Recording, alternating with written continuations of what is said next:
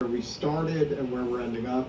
It combines part of what you were fighting with them at the Hill about with the intellectual dark web. So I went to the Dissident Dialogues in May, which, if you're not aware of it, it was basically an IDW conference. It was Dawkins was the big headliner. We had McWhorter there and all these major, Vic Hersey Alley, all these major figures from that world. And something that struck me, it was very eye-opening for me. Keaton, he started out kind of one of these new atheists, so he was a little more hip to this scene than I was. Yeah, I had run through the cycle. I had run in and out of the forest. Yeah, I had never been one of those people. But one of the things they were obsessed with at this conference was something that you spoke about on the Hill. They were obsessed with the Uyghurs. They were obsessed with this. They had a whole side display about how your food may be made by forced labor in China. Now, they didn't say a word about the fact that if you go to a McDonald's in Arkansas, the person serving you your food might be prison labor. They had not a word to say about anything like that. And generally, Israel aside, like there's a lot of focus on Israel now for obvious reasons. Hey folks, making this video. So I was watching this this clip, Ken Iverson interview, and at the end, this is at the end of the 30 minutes, no, an hour, 1 hour clip, and they talk about at the end of it, they're talking about the Uyghurs and the so-called genocide. And she's Asian descent. I guess they asked her this, I guess she's Asian. And her background, her father's, she's gonna tell her story about her father in the the war in Vietnam, what happened to him. And it's the same thing that's going on in China. And it's not a genocide, but she's saying that people are only media and the war machine, mainstream media, the war machine, call it a genocide and all this, because they want this, she's explained it perfectly, they want the war, they want more wars, they want this so-called China war against China, this Cold War, continue this Cold War against China. That's all these guys want, the media wants. Which is the one thing I'm watching this clip, 1 hour clip of, more than an hour clip of Kim Iverson, this interview. This is the one thing she's really based on. This is the only thing she's based on. She talked about she'd rather Trump, although she's gonna vote for Jill Stein, she'd rather Trump win. This is the one thing she's really based on. I really agree with her. And she has the policies on there on Gaza. But Gaza is, everybody thinks Gaza is a problem. But, I'm not gonna go into Gaza. Everybody knows what this thing is. This is really overblown. This Uyghur thing. And no one's talking about this in a way that, I should be talking about it. But, yeah, this is the one thing I agree with her. That's based. Maybe she's really based on right about. And play more of this. Reasons. But this IDW scene has a general foreign policy that could have come off a memo from Antony Blinken. There's not one deviation from all the standards. Iran, China, they were the barbarity of the Muslim world. Like all of this stuff could have come from the State Department. So what are your thoughts about the Uyghur narrative? I know you looked more into it after that happened on the Hill. And why is this pushed so hard in this crowd? Why do they push? They're supposed to be dissidents, right? Dissidents, but absolutely no dissidents on foreign policy at all. Right. Yeah. And by the way, that show that I went on where they said we're pro-Israel, they also were very much demonizing China about the Uyghur situation. So yeah, there's definitely, the war machine is smart. And just like what we were talking about, how they figure out the messaging to get people, oh, you don't like the Russia war? Okay, well, we got another one for you. How about China? Oh, you don't like that one? Well, for sure, Iran, right? That one will get you to support war. So they figure out what it is that's going to get us to support war. What is it that we're afraid of? It's that fear, feeding off of that fear, and then just going down, continuing and feeding on that with people. Even though, what exactly is the threat from China? When I ask people that, what exactly is our threat from China? When I ask China, hawks, and they say, well, China's not a free country for the Chinese people. And I'm like, well, and then they'll bring up the Uyghurs. And it's like, okay, again. Not a free country. It's a bit authoritarian, but yeah. I mean, some would say this is not a free country. I mean, the US is not a free country. In a way. And some of the censorship that's going on. I mean, There's always a difference. I know, but still. But China is not as bad as people think it is, so. It's kind of a nuance with China, I would say. Or Russia, that matter. They say Russia, same thing with Russia. Like, Putin's a dictator. Yeah, he's kind of authoritarian, but it's not what they think it is. I mean, they think it's really bad, like Soviet Union, I guess, or even the Soviet Union. Well, the Soviet Union they killed people. People died, I guess. And on the Stalin, other people died on the Stalin, but it's not like they're thinking that communism, like they're thinking the Red Scare, and it's like they have their thinking of communism like way back then. That's how it is now. It's not like that. I saw some videos on China, people living normal lives, some people.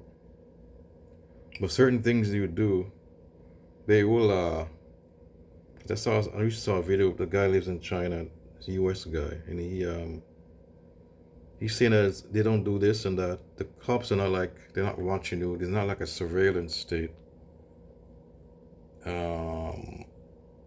Like they watch you, but it's not like US. Or in the West, in some parts of in the West, actually. Like they're not gonna, like you can't do certain things. But the internet, they kind of watch you. They're kind of authoritarian there, on the internet. But they, it's not like, it's not what they think it is. You can still you can walk around. They're not constantly watching you. Like, it was about the same in like over here. Like there's surveillance here, they watch you. It's a surveillance state. I guess if you do certain, but if you do certain things there, then you to uphold a culture, kind of something like that. Then they'll go against you, like. But it's not as bad as they think it is. And she's gonna explain more. What about me as an American right here? What is it that I should be afraid of with China? Should I stop buying goods from China? Is that what you're telling me? Like, what is it exactly that you want us to do? And they can't actually answer that. So it's clearly an op, to brainwash people into believing that, then, to get people, they're sowing the seeds now so that when things calm down with Russia or Israel, we'll have another war ripe and ready. And it's going to be China. Right. And then we can start doing, shifting all the military industrial complex money towards China. Even though, what is it exactly we want to protect Taiwan for? Like, why do we want to do that? Mm-hmm. So, with the Uyghur messaging, I mean, look, fighting radical ideology is challenging. And there's a lot of discussion on who gets to decide what is radical ideology. Like in this country, we're having that conversation because the FBI is rounding up like Catholics and stuff. So the first, it's a... I don't know what she's talking about there. I don't know if that's true or not. Were they rounding up Catholics? Well, I would have to look into that. Maybe Scott Ritter. He's a Catholic. He was arrested. Maybe something to do with that. I don't know. Some other things to do with that. He's involved in. But I don't know. I'm not going to get into that. But I don't know what she's talking about there. It's a big philosophical question that I think here in the West we have the luxury of debating how you deal with radicals because we don't really have any here. We don't have a border with a country that's littered with. An alert to Ontarians over 50 regarding the government no debt ads, limit. man. During our Get working rid of years- this damn ad. Okay. Wahhabi ideology or something. China and the Uyghurs, and the American strategy on fighting radicalism has been to bomb them. That's what we've done for years and years. We go to the Middle East and we just bomb them. And we think that's going to de-radicalize them. Our method of de-radicalization is to eradicate, right? China took a You different... can't eradicate them. By the way. It's still there. And ISIS, even Al-Qaeda is still around. Well, Al-Qaeda is still around. ISIS, I don't know. I see they're still there. Did ISIS-K. So they morphed into another group. And Al-Qaeda's still around. But, anyways. different approach. They tried to round them up, put them in camps, and brainwash them out of it. Brainwash them out. Let's go back a little bit. We have the luxury of debating how you deal with radicals because we don't really have any here. We don't have a border with a country that's littered with, Wahhabi ideology or something. China and the Uyghurs, and the American strategy on fighting radicalism has been to bomb them. That's what we've done for years and years. We go to the Middle East and we just bomb them. And we think that's going to de-radicalize them. Our method of de-radicalization is to eradicate, right? China took a different approach. They tried to round them up, put them in camps, and brainwash them out of it. Brainwash them out of what they believed was brainwashing. So they put them in re-education camps. Some of them rightfully belonged in prison because they were actual terrorists and had committed crimes of terrorism. Others were they had a belief system and China decided to do it that way. Do I think that's wrong to round people up for just their beliefs? Yes, but I also have the luxury being an American, not having terrorists really truly on my border that I have to deal with. I don't have ISIS growing on my border. So, it's a question of how do you deal with those radicals? That's the way China chose to do it. That's the way a lot of the Nordic countries do it. My grandfather, I'm Vietnamese, my grandfather served 4 years in a re-education camp after he fought for the South, and they lost, and he got rounded up and put into a re-education camp. So the narrative that these are like genocide camps is not true. Yep. Is it a lack of free? Are people... Exactly. It's not a genocide there. That's the whole point. But they keep saying it's a genocide. They want this war with China. That's what the powers that be, and establishment. That's all it is. People's rights being ripped away. Are their freedoms being ripped away? Yeah. It seemed to have worked.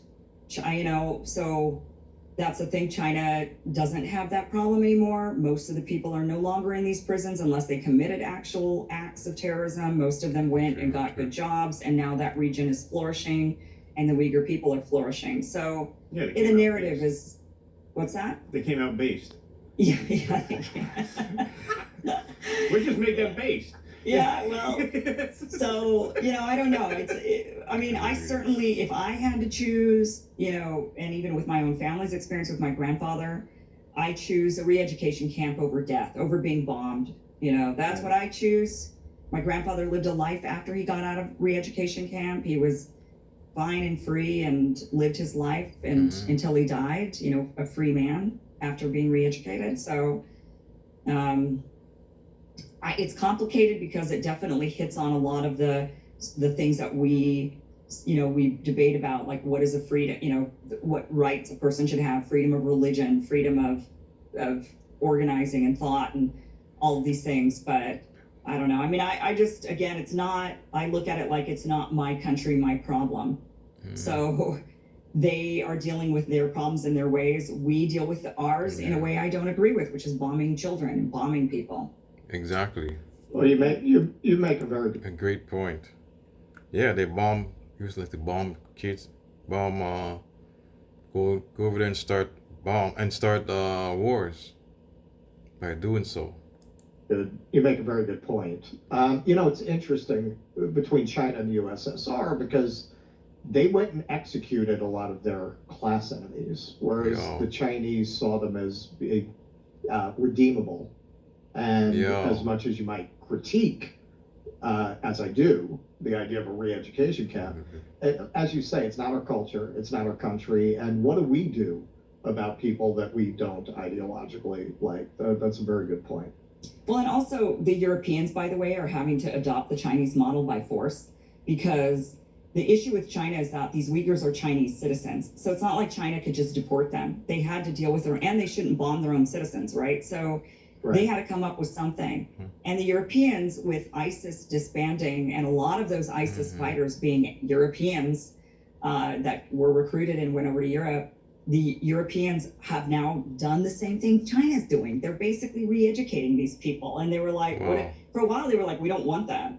And then these countries like Turkey was like, you have to take them. They're your citizens. They're French. You have to take them. They're German. Right. You have to. Right. We're not keeping them here. You got to take them. So figure out what you're going to do with this wife and child of this terrorist ISIS fighter. You got to figure it out. And that has been a real conundrum for the Europeans as they've condemned China to try to go along with this like war narrative. And now they're like, well, I guess maybe we put them in re-education camps. I don't know. Yeah. What else are you going to do? All right, well, Kim Iverson, we got a hard out coming up in just over 60 seconds. So you can find Kim Iverson on YouTube Okay, that's and Rumble. And That's it, folks. What do you think about this, folks? In the comments. I'm gonna go out. I'm gonna drink my coffee, and I'm out till the next one.